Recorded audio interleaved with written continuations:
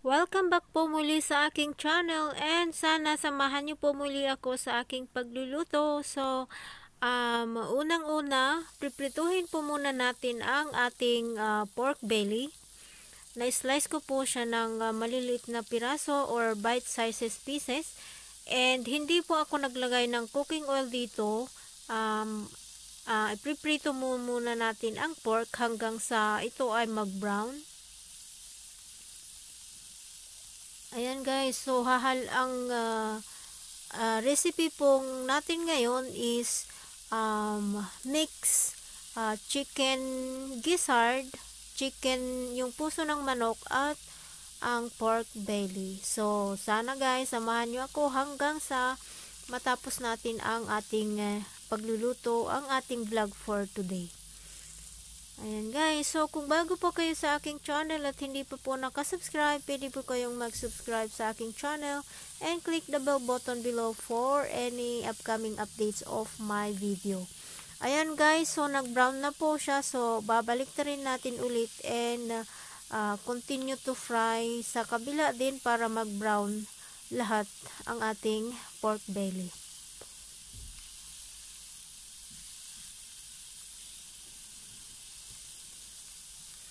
Ayan guys, so gusto ko lamang pong magpasalamat sa lahat ng mga nanonood sa aking videos, sa aking vlog for today. Thank you so much guys for watching and sana kung nagustuhan nyo po, pwede pong paki-click ang thumbs up button below and also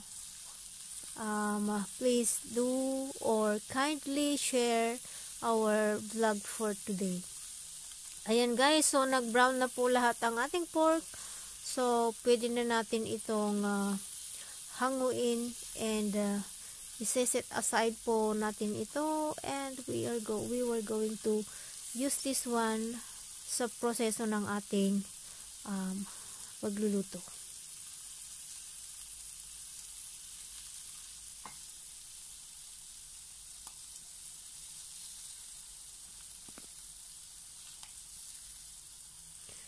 And kung may katanungan po kayo or may gusto kayong recipe, pwede po kayong mag-comments down below and atin pong lulutuin kung ano po yung gusto nyong putahe pa na ating lulutuin. So, sa parehong kawali, maglalagay po ako dito ng about 1 tablespoon of cooking oil and saka po natin igigisa muna ang ating sibuyas at saka bawang. Ayan, gigisahin po muna natin ito hanggang sa mag-brown siya ng konti or hanggang sa lumabas ang aroma ng ating sibuyas at bawang. Ayan po guys, so nag-brown siya ng konti. So ngayon ilalagay na natin ang ating balon-balunan at saka yung puso ng manok. Ayan, pinaghalo ko na po siya and saka po natin ito haluin.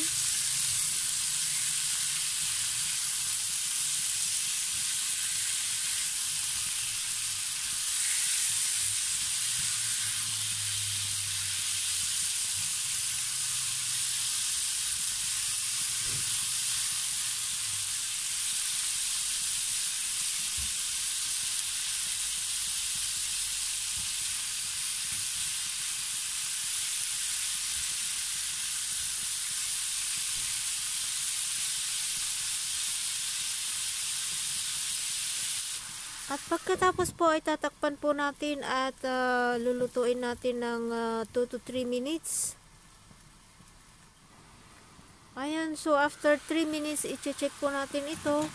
And ngayon ilalagay or ibabalik natin ang ating naprito na pork belly.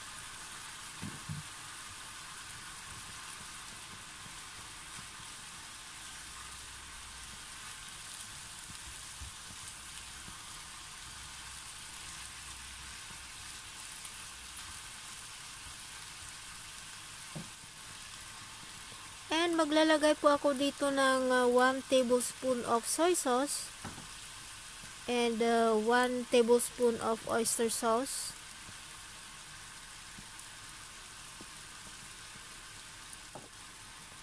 And maglalagay din ako dito ng star anise, cinnamon, and whole black pepper.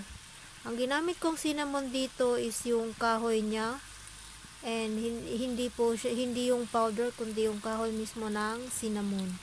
Ayan guys. So ito po ang version ko ng pagluluto ng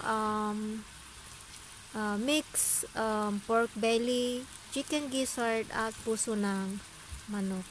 And after that, saka po natin tatakpan para maabsorb ang sauce na ating nilagay. And after that, ayan, hahaluin natin siya after 2 minutes.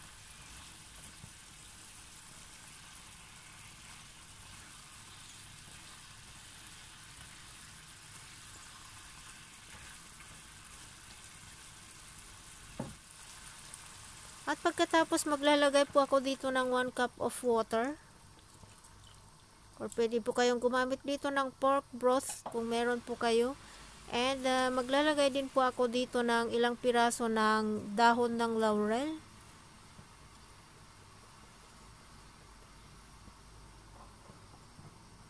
At pagkatapos tatakpan po natin ito and lulutuin natin hanggang sa ito ay lumambot. Ayan guys, so after 5 minutes, ayan, i-check po natin. Ayan, medyo malambot na ang ating pork at saka yung mga puso ng manok at ang ating, sa lahat ng ating niluluto ay malambot na siya. Haluin lamang po natin ito at ngayon maglalagay ako dito ng 1 tablespoon of vinegar and wag po natin itong haluin, tatakpan muli natin ito ng 1 minuto. So, ayan guys. So, after ng 1 minuto, i-check po natin ito. Ito na ang ating chicken pork belly gisado or adobo. Stir fry. Ayan guys. So, ayan, luto na siya. So, itra-transfer po natin ito sa ating serving plate. So, sana guys, nagustuhan nyo po ang ating vlog for today, ang ating recipe for today. And ayan, maraming salamat po sa inyo guys sa panonood and I hope to see you guys on my next vlog. So ayan guys, itry nyo po ito, napakasimple lamang po at napakadali and napakasarap po ito. Ayan. Ayan guys, ito na po siya. Thank you so much. Ito po ay ang aking version ng pagluluto ng adobong pork belly, gisado, or stir-fried pork belly. Salamat guys! And ito po yung mga ingredients ng ating recipe for today. Ang complete recipe po ay ilalagay ko sa comments section below. So sana